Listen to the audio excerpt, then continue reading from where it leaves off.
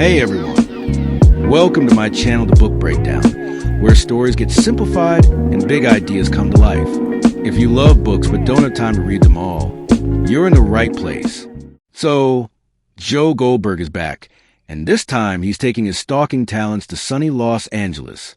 That's right, the land of influencers, kombucha, and people who say, let's circle back, without ever circling back.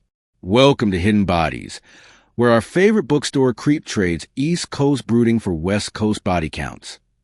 In Hidden Bodies, Joe has a new mission, revenge. He's still smarting from Candace ghosting him at the end of You, and not the modern dating kind of ghosting. Like, actual I fake my death and you kill me ghosting. Joe's got trust issues. Surprise, surprise. He follows Amy, aka the new love interest who burns him, to Los Angeles, planning to kill her. But as always with Joe, murder has to wait because he gets distracted by love. No, not the feeling.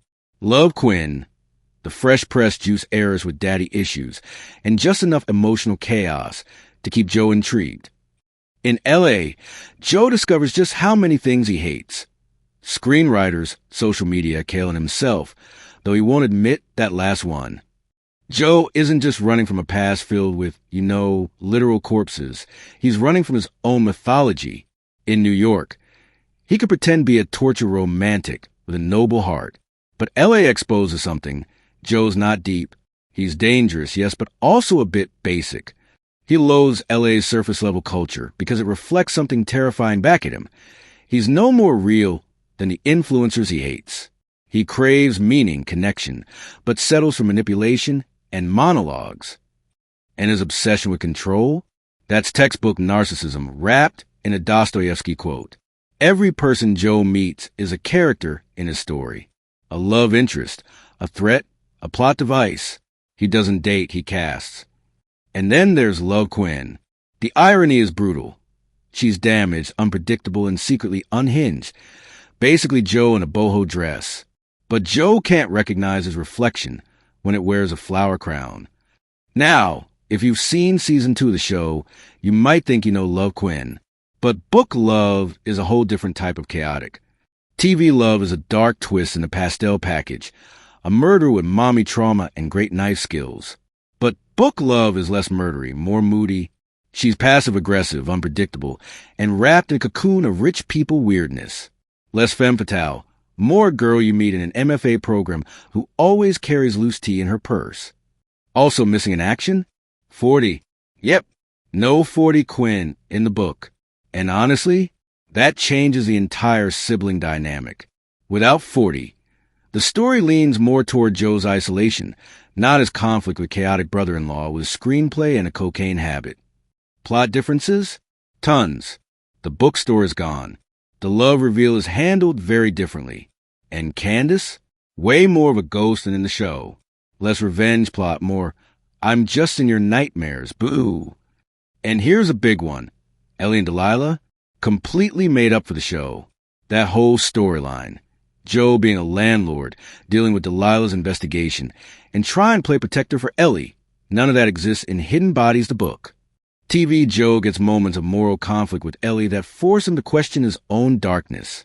It's Netflix's way of softening him, even if only slightly.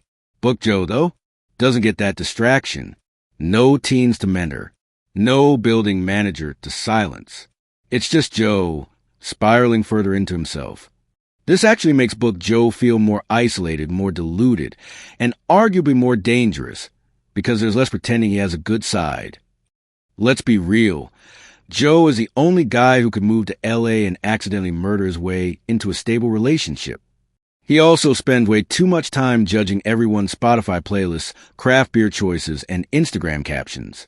Joe would 100% be the kind of guy to say, I read Infinite Jest twice, out loud at a party, then act confused when people leave.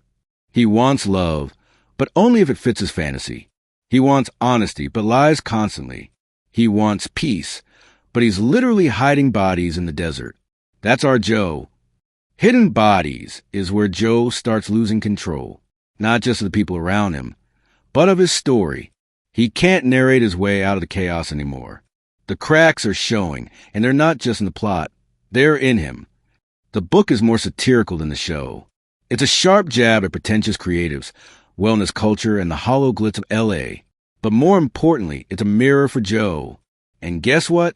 He doesn't like what he sees. So that's Hidden Bodies, Joe's big L.A. misadventure filled with ego, irony, and, yep, more murder.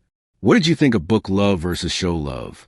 And be honest, do you secretly kind of love Joe, or are you just here for therapy? Next episode, we're diving into You Love Me, where Joe trades murder for marriage? Maybe. Don't forget to like, subscribe, and drop your weirdest LA experience in the comments below.